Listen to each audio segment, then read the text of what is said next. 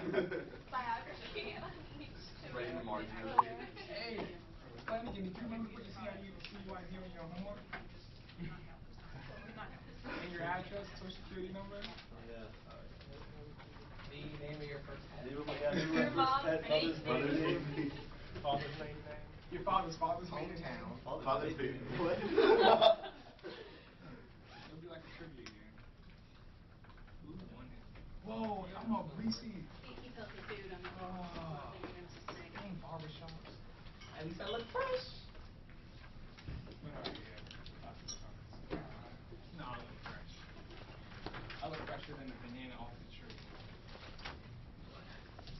Okay. You mean like the one that had orangey on?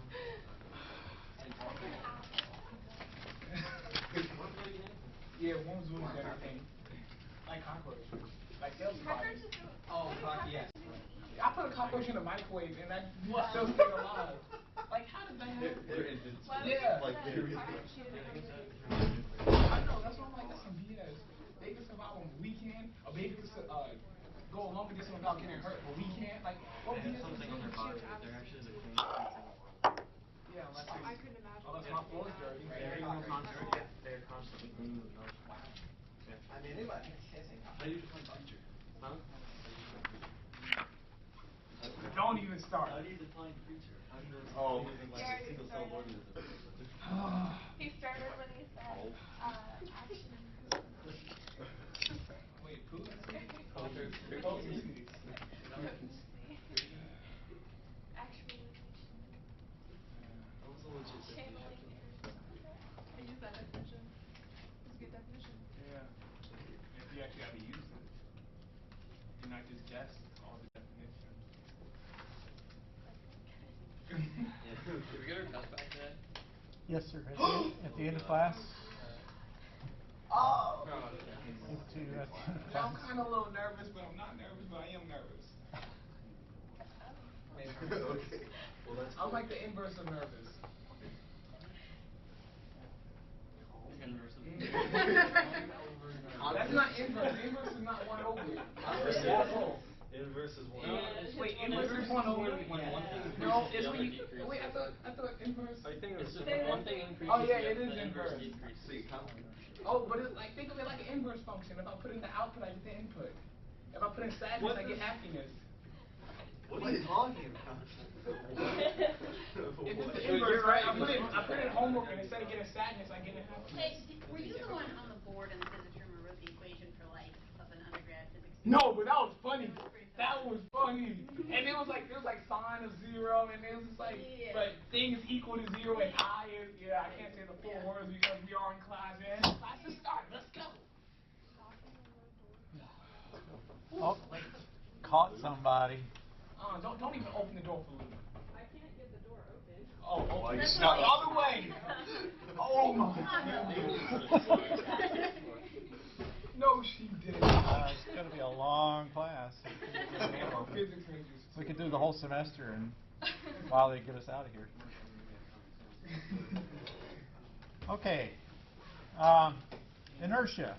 Haven't discussed inertia very much. In fact, I don't think I've mentioned the word.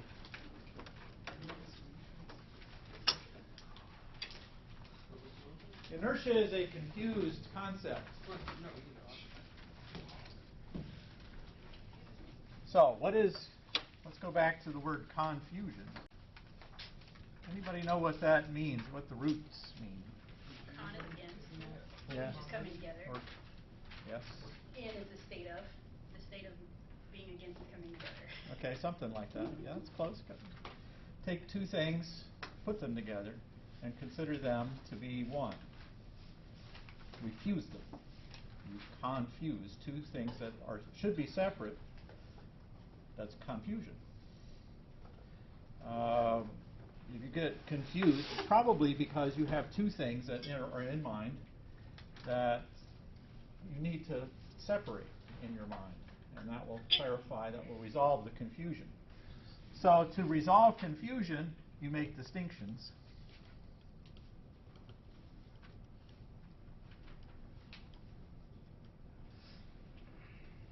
To make distinctions then will help to resolve confusion. Two things that are stuck together, you pull them apart in your mind. and then you can help to resolve your confusion. Inertia is one of those things that is confused. Two things are confused together usually when we hear about inertia. Anybody want to guess what those two things might be? They're related to things that we've done in class already. Yes, sir. And in the book. Impetus. Impetus. And momentum. I'm going to take one of those, impetus. And the measure of that, of course, is momentum. The gravity force. No. We haven't done force yet. We haven't done really gravity yet. This is already in chapter 3, what we're just about to leave. Locomotor. What else? So we've done impetus and momentum. Speed or velocity. What else? Mass. Mass. So if we talk about inertia and we say something has a lot of inertia, can't get it moving because it has a lot of inertia, that's really mass, what we're talking about there. Because if we give it some impetus, it's not going to move much as a result because it's got a big mass, right? That's Buridan's relation. So that's mass on one hand. On the other hand, something keeps moving because it has inertia. What is that? Impetus, right? Two things have been stuck together. So Rizzi does a very nice job of pulling them apart and clarifying this confusion over inertia. Inertia to me was a confusing subject when I first studied physics when I was in this class years ago. And they introduced inertia. It seemed like it was confused. I didn't understand, but I didn't see how to resolve it. But this, I think, does a really good job of helping to resolve that confusion by noticing that these are really two different things. Impetus and mass are two different things. And you should have them in your mind clearly now, what impetus is and what mass is, and how they're not the same at all. Right? Okay, so to make that clear, let's see, I don't have the quote with me. But I'll and I wish I had it with me, but I'll paraphrase it. So this is from a textbook. Freshman physics with calculus textbook.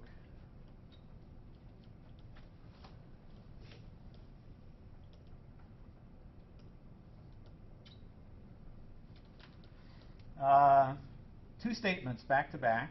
First off, most physics textbooks that you will see start with force, not momentum, and they never mention impetus because they don't know what that is, but momentum. And mass is kind of thrown in there someplace.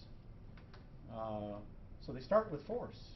And momentum is not mentioned until chapter 9 or something, 100 pages into the book. They finally really start talking about momentum.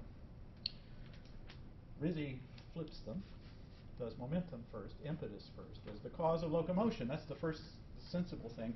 And force is what we're about to do in chapter 4, as change having to do with change of impetus, right? But so there's that first. And so one of the books, when it gets to the chapter on momentum, has a quote that's like this. I'm afraid I don't have quite exactly the right words, but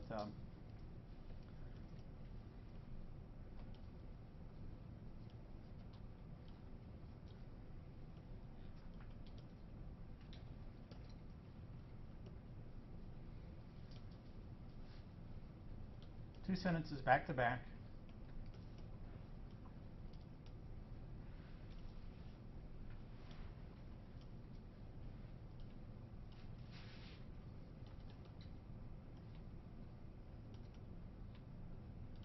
A body does not need a cause to keep moving. Right? I don't want you to learn this. I'm showing this as an example of the confusion. A body does not need a cause to keep moving. A body continues to move because it has inertia. Does anybody see? But wouldn't inertia be the cause? Yeah. Right. Because. Yeah, exactly. Very good. Cause. Yeah. First he tells you there is no cause, and then he tells you what it is. It's inertia. You see the confusion? He's confused here. Even the author of the book is confused about this. He doesn't even understand quite what inertia is. So it's even worse than that, though, because he considers what he's trying to imply by this first statement is that change can occur without a cause. That's his assertion here. Something can happen with no cause. But that's against the basic premise of science. Why does it do that, right? This is the search for an answer to the question, why as a cause? Because this. So this is close to correct. The body continues to move because it has impetus. not mass, right, but impetus. Mass is part of what we mean when we say inertia sometimes. So to be more specific, it'd be better to take this sentence. You can fix this sentence by putting impetus down here. But this first one is an attempt to assert that something happens with no cause. It just happens. It just moves. Right? But that's not science. That's a clear misunderstanding about what science is about. What do you mean it just moves? Right? That's kind of weird. To assert something happens with no cause. Okay, so for that reason, the reason of this confusion here, Rizzi doesn't use the word inertia very often. He wants to be more specific and either talk about impetus or mass, because those are the things that he means. He's done a nice job of resolving these two different things and how they are different from each other, and so he doesn't confuse them by talking about inertia. Okay, so related to that, then, we now move on to force, chapter 4. So chapter 3, whoops, let me go back. Chapter 3 was about impetus. And in fact, I would say volume 1 is about impetus, really. My nickname for volume 1, which is the book you have on mechanics, is the book of impetus.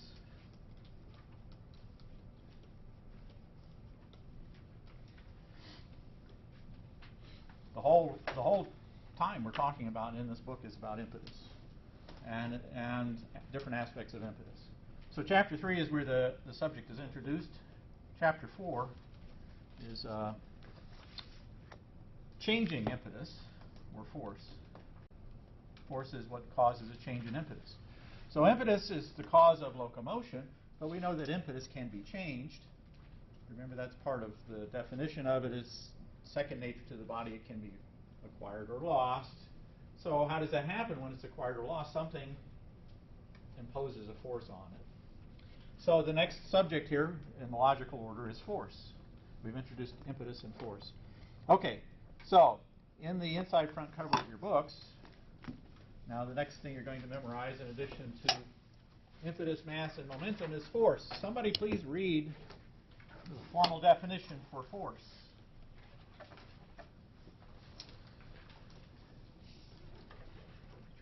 Is the ability, quality of one body to change the impetus of another. The measure of the intensity and direction of a force is related to other relevant measures by Newton's second law. 1 Newton equals 1 N equals 1 kilogram meters over second squared. Okay.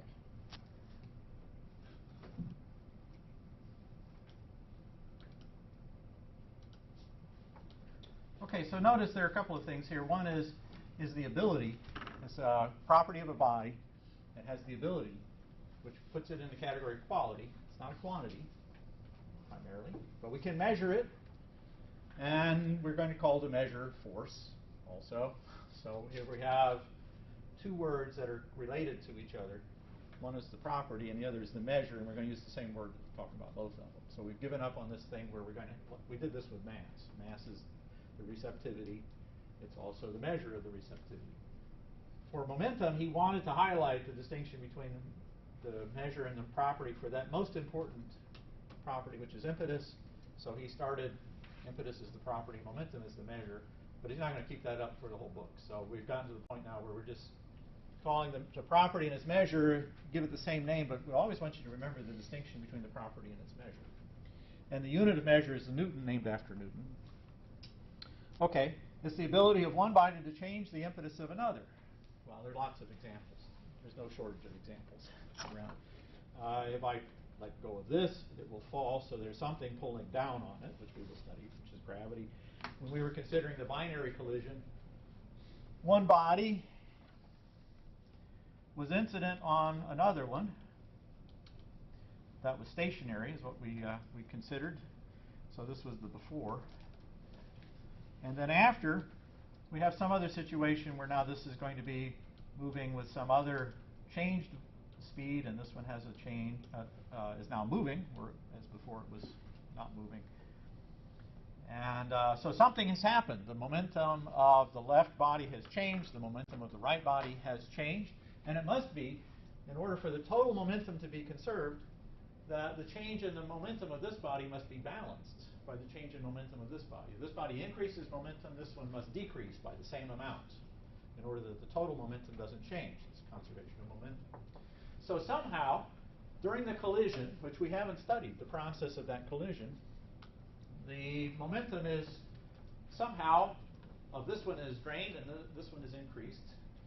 And so what happens during that collision is one body imposes itself on another, and the integrity of each of the two bodies resists that. One body wants to try to occupy the place of the other one and displace it, and that results, because the bodies have integrity, they push back. Okay? So, we're going to study that process now in this chapter and other similar processes. So, this results then in, let me diagram this. There's a diagram on the inside front cover.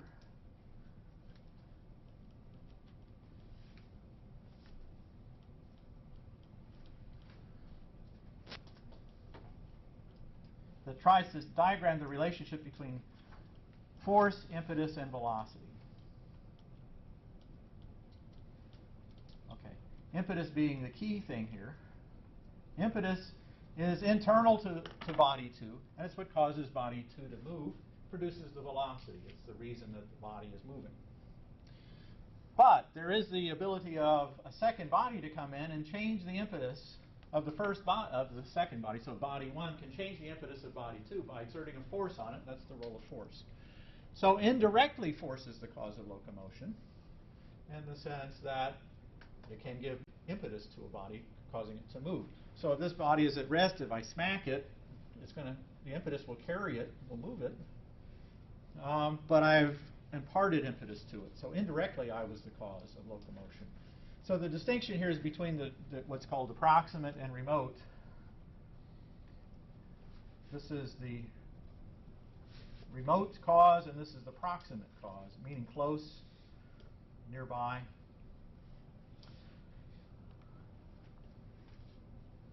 Or force could be called the indirect cause, and impetus is the direct cause of locomotion. Okay. All right, now these are embodied. This is embodied in Newton's 3 laws, which you've probably all seen before. But we'll go over them here. Let me say that your homework for Wednesday, by the way, before I get into Newton's 3 laws, let me step back a second here. We'll talk about Newton's 3 laws. Just a second here. Your homework for Wednesday. Okay, you make up your own questions, your own reading questions. You're going to do the reading questions again, but you make up your own.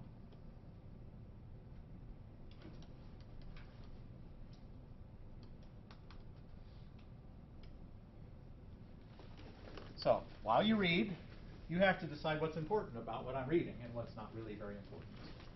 What is the essential part of this that I should be getting out of it? So that's what you're going to turn in on Wednesday. In addition to reading it, I want you to capture the essence of it. You can write it in question and answer form if you like. If you don't, that's fine. If you just write it in your summary form, that's fine too. So it might be more expedient to do just answers. So it could be summary form. Could be questions and answers. If you like that format, that's fine. So you could do either way. Chapter 4. So the level of detail is about the same as the previous reading questions.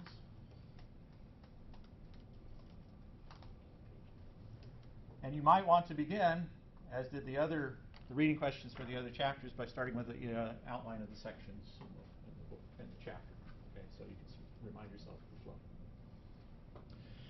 flow. Okay, the very first thing you're going to discover is the discussion about Newton's equations. That's pretty close to the beginning. It's not the very first thing. Newton's laws, I should say, Newton's laws of motion. Now there's another Newton's law, which will be Newton's law of gravity, which is going to come later. For now, we're considering Newton's laws of motion.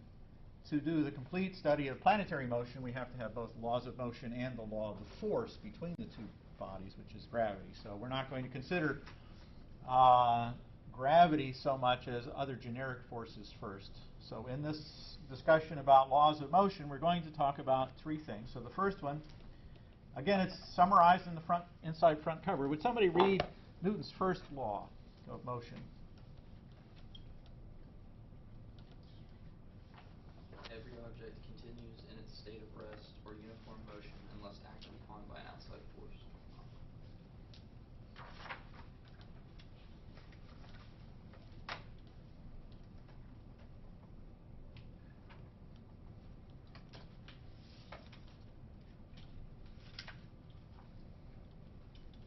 Okay, what does that sound like?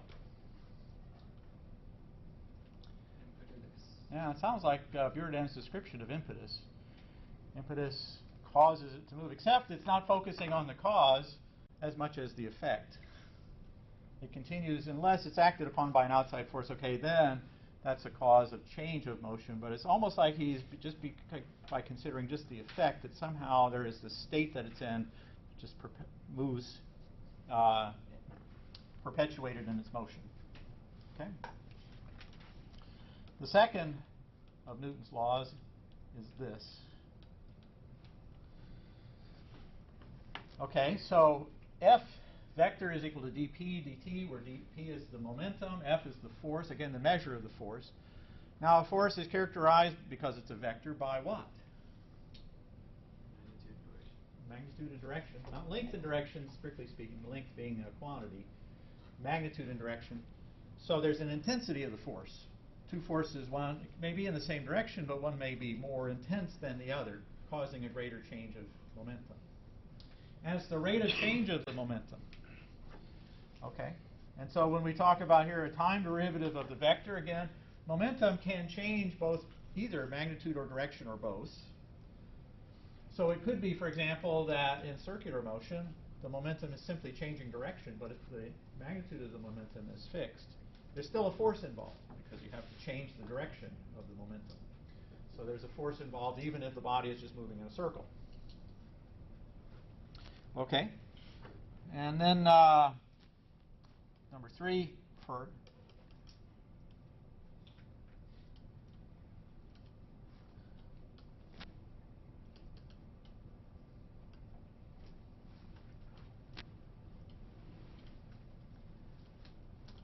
please somebody read it. Can you read it out? Reaction, there's an equal and opposite reaction. Yes, sir. Thank you. Okay, so this you must memorize again from force down to Newton's 3 laws. I want word for word again, precise memorization of these things. That's not the end of learning, but it is a tool of learning. Okay, for every action there's an equal and opposite reaction. Now a reaction is in what category? Action. It's also an action. It's not a reception. So let's go back to the example of the collision between the two bodies, the two masses.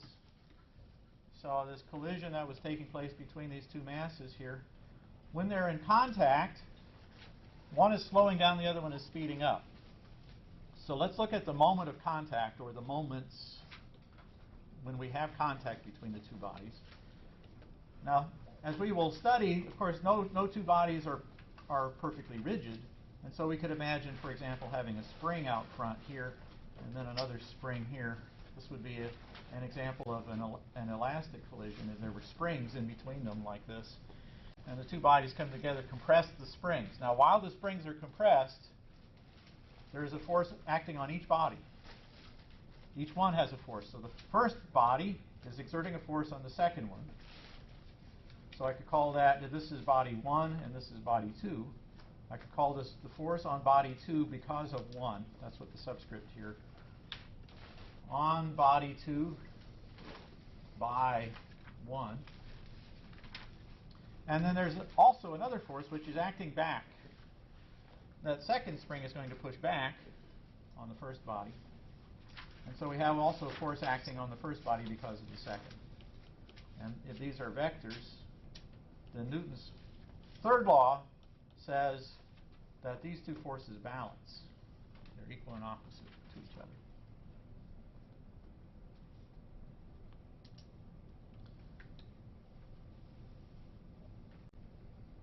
Okay. So that you know, it's not something we're going to spend a lot of time on at this point, but so that you know, the first two parts, the first two laws are more general. The third law is specifically violated in E&M. When we get to the subject of electricity and magnetism next chapter, you'll see the violation, the possible violation or the apparent violation of the third law, because it takes into account only the bodies, the two bodies involved in the collision. Okay, so, but for everything that we're going to be doing in this class for this term, the third law is going to be considered universally true. So whenever we have two forces acting, two bodies acting on each other, one exerts a force on the other one, but we find out that the second force exerts second body exerts a force back on the first, so that there's this balancing act that goes on. So even if I have a body resting on a table, we haven't talked much about the force of gravity, which is the weight. There's another force acting.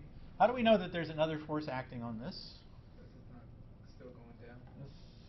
It's staying still. And it's not bouncing out. Say it again. It's not like falling through. Right. It's not accelerating. Right. Its momentum would be increasing. If there were an unbalanced force acting on this, then the body would be accelerating. So the proper expression of Newton's third law is that what's on the left-hand side is the sum of all the forces. So we'll talk about that in just a minute here. So there's some other force called a normal force that's exerted by the table. The table is trying to preserve its integrity, can't allow the other body to fall through it, so it pushes back. And these two forces balance. The normal force plus the weight balance vectorially. So notice that the behavior of applying more than one force is accounted for by the vector summation. So we have different forces acting on one body. We can look at the net force produced, which is the vector sum of all the forces acting on a body. So let me take another example here. That's going to be something we're going to be doing a lot of.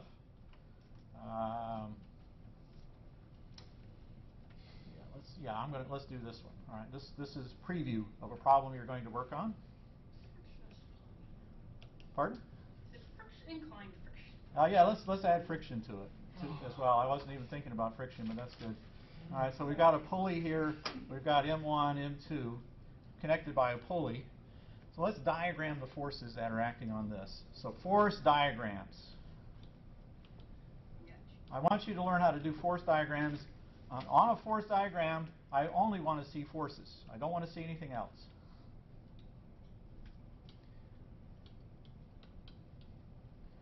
So I don't want to see forces resolved into components, for example, as is often the tendency here. So I'm going to draw a force diagram for the first mass. So I did draw the table in there, so I guess I should maybe make that a dashed line or something. Here is the surface. Okay. Now what I want to see, though, in the force diagram, in addition to the body, here's the body. Now I want to draw forces on here. Okay, how many forces are acting on this body? Well, clearly gravity. What's the tension? There's the tension in the rope. What's the friction? There's a normal force. And we could have friction. And don't know in what direction friction might be acting. So let's consider this to be static friction, for example, or kinetic friction. We don't know exactly what direction friction will be. It depends on some more circumstances here. So I'm just going to write it as suppose it's in this direction. Okay. If this body is not accelerating, then we know all of these forces add up vectorially. So in the absence of acceleration,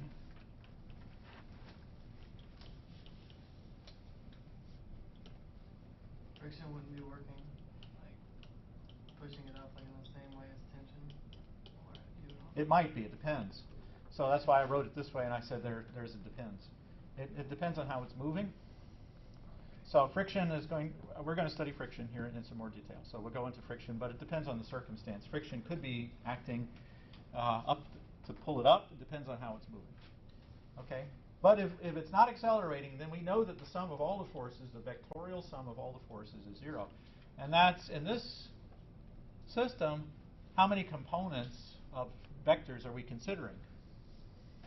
It's in a plane, so we have 2 components. So there's really 2 equations in the sense, because it's both In the x and the y axis. yeah, normal to the surface or parallel to the surface. We could consider it that way. Or we could consider it in the xy system, x and y, whatever is convenient. Okay? So, but we find out that the forces add up to be 0 in the case of no acceleration. Or if they're unbalanced, then the resulting imbalance produces an acceleration by changing the momentum of the body. Okay, now keep in mind, and this is a mistake I see with Newton's law. If I have, for example, 2 forces acting in an example, so the net sum of the 2 forces acting on a given body produces a change in the momentum. There is not an associated dp dt for each force. That is, F1 does not equal dp dt, and then F2 equals another dp dt, and the 2 dp dt's add up to be the total dp dt, right? That's a confusion that I often see. There's a tendency to write everywhere there's a force, you write a dp dt. So I'm trying to clip that one off before it gets started. What is the body? There's only one body. There may be multiple forces, but there's only one momentum that we're talking about, not multiple momenta, right? So there could be multiple forces, but only one body acting on a given force is generally what we'll be considering. Okay.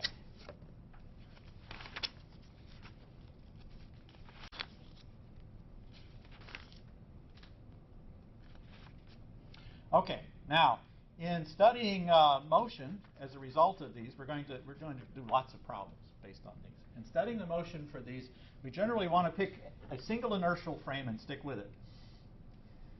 Generally better to pick a single inertial frame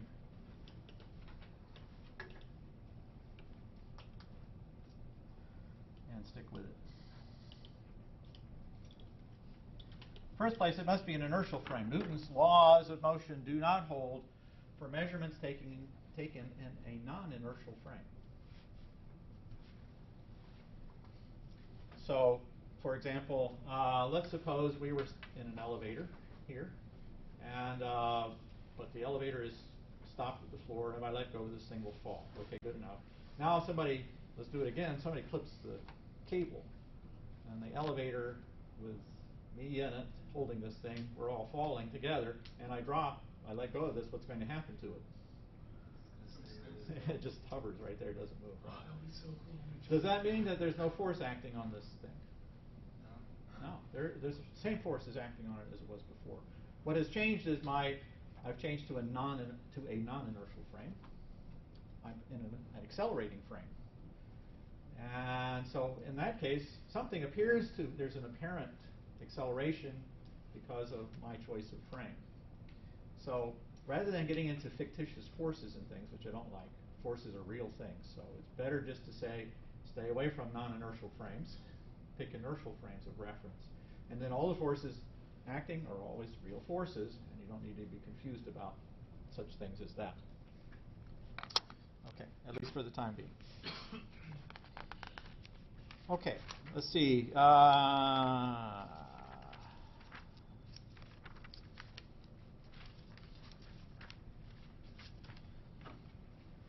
So let's consider the rocket problem again. He's going to redo the rocket problem. So he has fins on the rockets and an exhaust, and it's expelling some little piece of matter. Some of its mass is going out the back, so the mass is decreased here. And he's got a muzzle velocity, so he's going to write the equation of motion for this. Again, you studied this in the first chapter briefly. He's going to do this again we studied this in Chapter 3 briefly. He's going to do it again now in Chapter 4 from the point of view of forces. Let's study this from the point of view of forces. What happens in terms of the forces involved? In order to expel that piece of rocket fuel out the back, push on it. So in order to give it an impetus back in this direction, there has to be a force acting on this little bit. So there's a force acting on that. So what does that do to the rocket? Produces a reaction back on the rocket. The little bit of rocket fuel is pushing back on the rocket.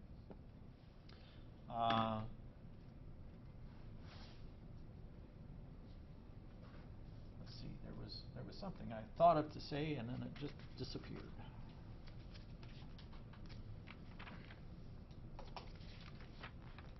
Okay.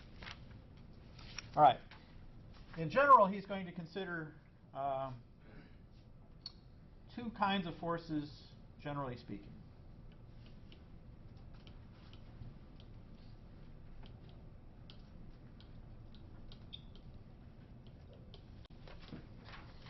The first is going to be contact forces.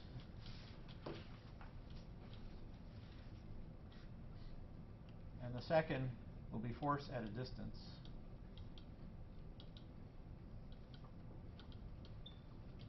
So, of the things that we've listed so far, contact force is a normal force, is a contact force. Friction, which is one body rubbing against the other one, is a contact force. Air drag, air resistance, again. Tension in the rope. What goes in the second broad category? Gravity. And when we get into E&M, we'll consider electricity and magnetism.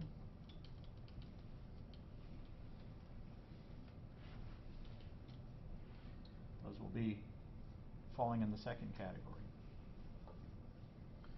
So, we'll discover when we study gravity in Chapter 8 that gravity, which appears to act at a distance, is actually mediated by something between.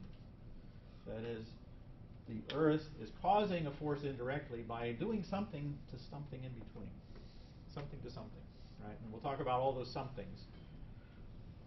There is not really force at a distance in the sense that the Earth acts at a distance on this body. Instead, it's mediated through something in between. Same thing is true for an electric field. If I have a charge present over here and a charge on this, a force is produced on this one because there's a mediating influence between the two bodies. Same thing with magnetism. So this field that is caused by one causing a force on the other. What we're going to study for the most part, gravity for the most part in this chapter is just very simple. So gravity is very easy. Force of gravity is the mass times some constant, g. G is a vector. What is its direction and its magnitude? Yeah, so the direction is down, always down, wherever down is. And the value is 9.8 meters per second squared. It's a constant value for every body. It's all the same, all bodies.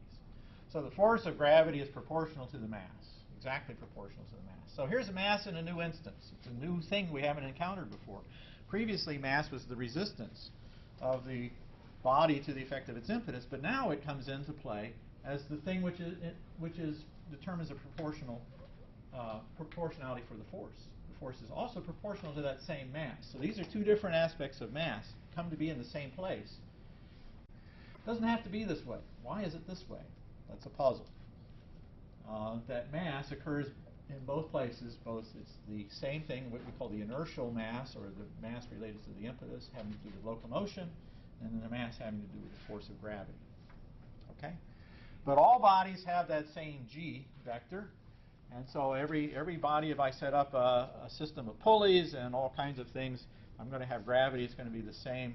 It's called the acceleration due to gravity because it has dimensions of acceleration. And so that will be the same for everybody. Okay. The normal force. This is determined by whatever is required to keep to preserve the integrity of the table.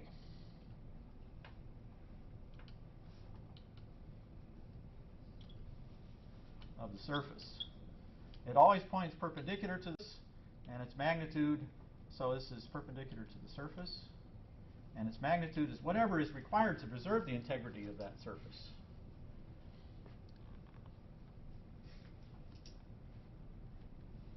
So the normal force can depend on a lot of things. The normal force in this case is exactly balancing the weight of that remote, not much. If I start pressing down, right, the normal force is increased now. So the normal force in that case changed, and magnitude, same direction.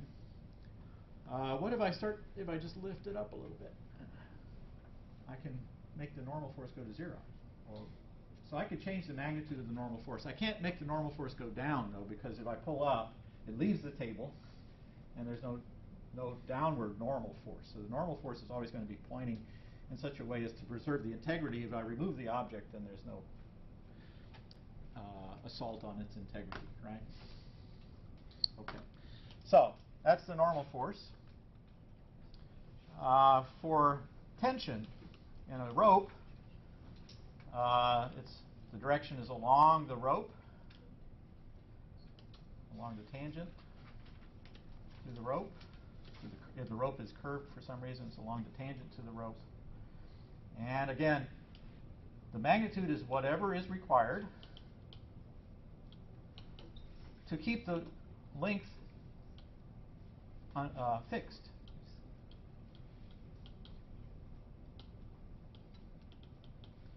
The tension depends on the circumstance. I don't have a fixed tension in all ropes. It depends on what's hanging from the rope. If I take, let me do another one here. Suppose I take a pulley hung from the ceiling like this,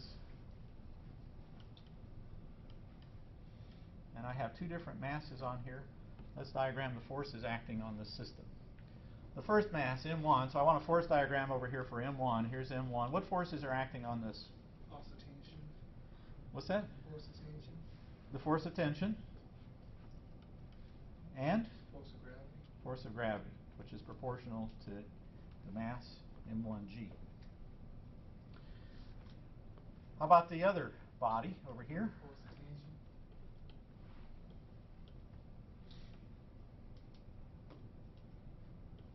Another force of gravity, which is also not mass proportional to the G. Okay.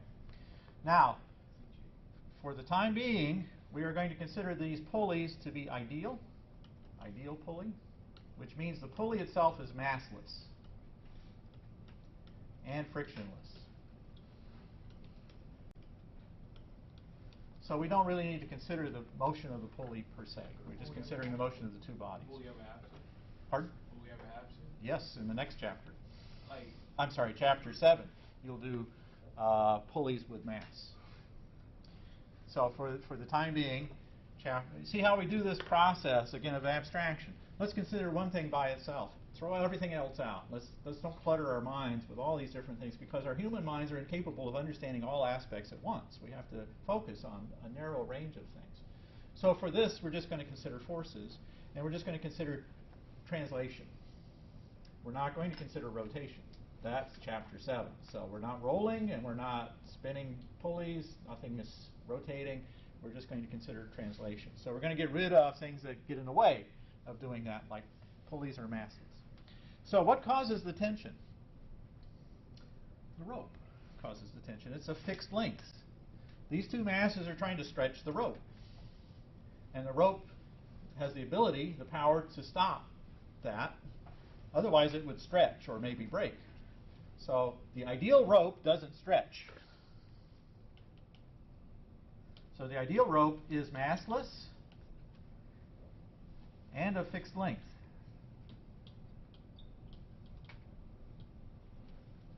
Okay, so under those idealizations, that is, of the ideal pulley and the ideal rope, these two tensions are in fact the same in magnitude and also the same in direction, because in this case they're both up.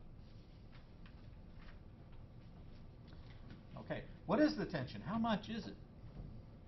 So why would they be the same tension? The rope has the same tension all the way through it, from one end to the other. It's the same tension. And it produces a force on body 1, which is equal in magnitude and direction, in this case, for body 2. But what is it? M1 plus M2 times G. Okay, it would be that. Did everybody hear Miss Shaven's answer? Her answer was the two weights, the sum of the weights. So this weight and that weight, actually over 2, right? It would be because there's two tensions. Right. Okay. So if we could consider these two as a system, M1 and M2, then we've got 2T up and then 2 weights down. And the thing as a system is not going to accelerate, then the two tension would balance the weight, exactly. But what would happen if everything balanced, just as I said? There'd be no acceleration. How could we produce that? Well, we could stick something here. We could take a pin and lock the pulley. If we locked the pulley, then the tension would be something related to what she said, not exactly. It wouldn't be the same tension anymore. Okay? So the answer to this question is going to have to wait. We're going to do this in this chapter. You're going to find the tension, and it's going to surprise you a little bit, perhaps. It's not quite what she said. The tension in the rope. Okay? We're going to use Newton's principles, Newton's laws of motion, to figure out what the tension has to be, and what the resulting acceleration of these bodies is going to be. Okay. One more force that we need to consider, and that is friction. There are going to be 2 kinds of friction, and we're going to idealize these, as we do with a lot of things in this course. We start with the ideal, the abstract form of it, and we make it more real, add stuff back into it. Static and kinetic. Static is when there's no sliding. Kinetic is when there's sliding between surfaces.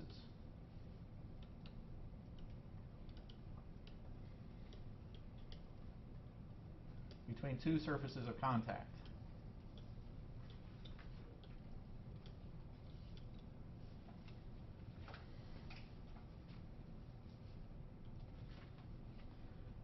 Okay. So kinetic friction is the easiest one. Let's consider that this is sliding to the right. Now let's study the forces that are acting on that body. It's on a table. So how many forces are acting? Well, we've done 2 of them before. Weight and normal force. Like that.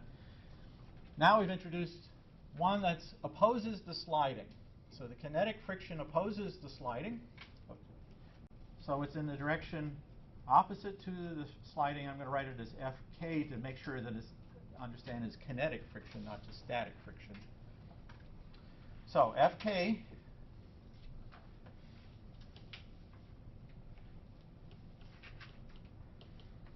what's the direction of the kinetic friction? Yeah, it could be negative. It depends on the choice of coordinates, though. It's calling it negative or positive. Physically, what is the direction? Away from motion. Yeah, it opposes the sliding, right? It wants to slow it down. So it opposes the sliding. And what's its magnitude? Okay, the magnitude is going to be a proportionality to the normal force. It's proportional to the normal force, where mu sub k is called the coefficient of kinetic friction.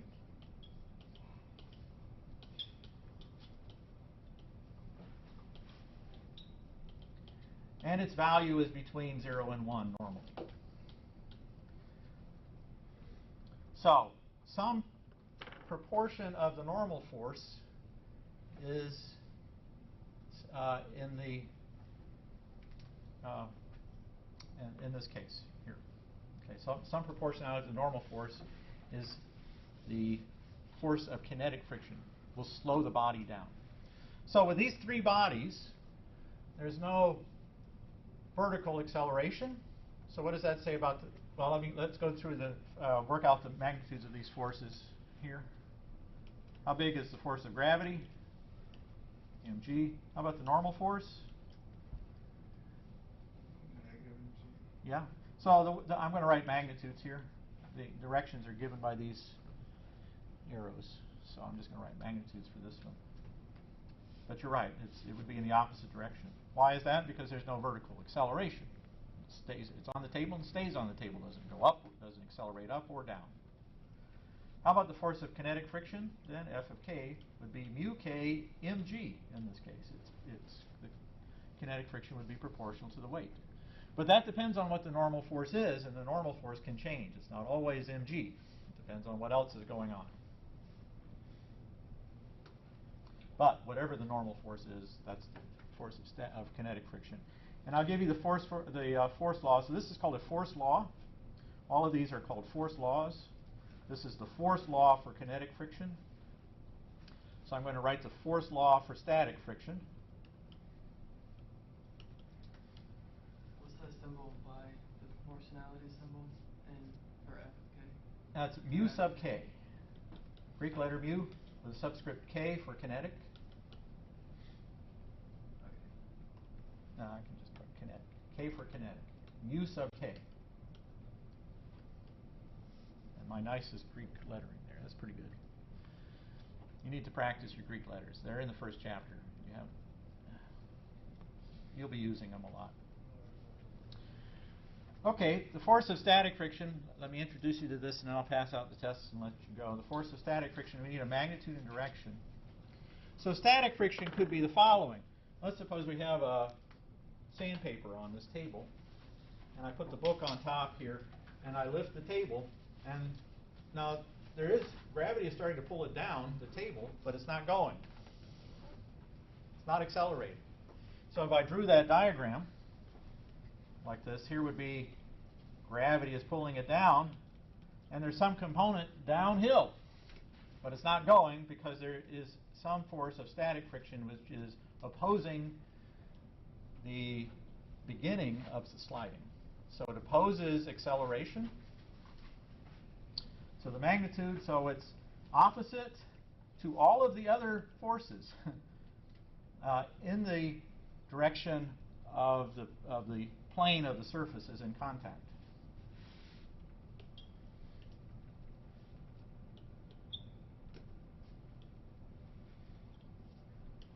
So if any forces are causing sliding, the static friction will work in the direction opposite to that. And here's a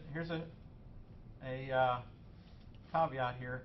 The force of static friction, let's see, the magnitude of static friction is whatever is required to keep it from sliding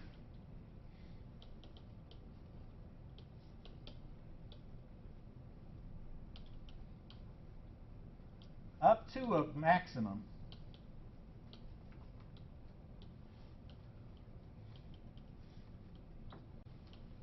of mu sub s in. So there's a maximum value of the static friction. Can't exceed this amount, but it can be less. It could be 0. Static friction doesn't have to be this much. It could be less. So we'll study the problem of the book on the table with sandpaper. I'm going to lift the table, and at some point it's going to start sliding. Well, when does that start sliding? That will actually give us a measure of the coefficient of static friction. And again, the coefficient of static friction is between 0 and 1, generally speaking. Okay, so let me hold you here just for a minute while I pass out the tests, and there are solutions for these tests. The median grade on the test was 88, so you can use that